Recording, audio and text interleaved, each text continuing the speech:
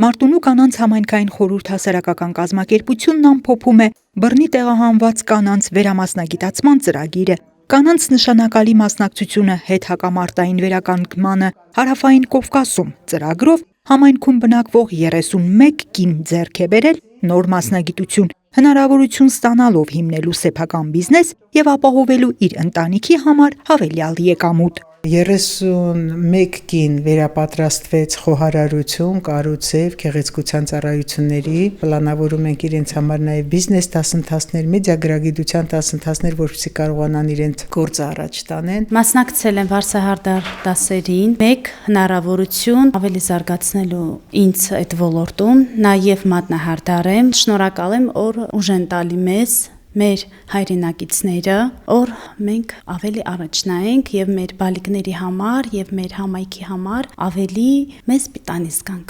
ՄԱԿ-ի կանանց հարցերով կազմակերպության ֆինանսավորմամբ իրականացվող վերապատրաստումների ավարտին մասնագիծ կանայք ստանում են նաև իրենց մասնագիտությանը համապատասխան առաջին անհրաժեշտության տեխնիկական միջոցներ և պարագաներ։ Դրանք բավարար կլինեն սեփական գործ սկսելու համար, իսկ թե որքանով կընդլայնեն, կախված է պատրաստակամությունից և աշխատասիրությունից։ Ունեմ 5 երեխա, 3 անչափահաս, սովորել եմ հրուշակեղեն, որպեսզի տանը աշխատենք, փախլավա բան տենց էլի թխենք, վաճառենք։ Սկսելու համար մենք չունենք գումար, որպեսզի գնենք հետո նոր Էդի մեզ համար մեծ բան է, որ ես պիտի այդ վառարանը կամ միքսերը ոշմեն պիտի գնենք։ Գումար պիտի որ գնեմ, չկա էդի։ Եթե էդի կա, ես արդեն կթխեմ ու կվաճառեմ, հետո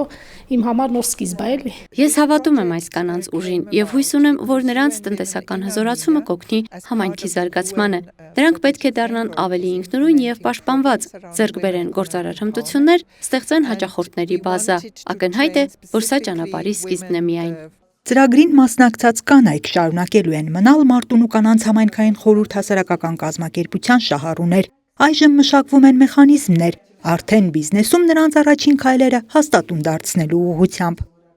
Անահիտ Կարյան, Սարգիս Ալավերդյան, Քյավառ հեռուստաընկերություն, Եղամա օր։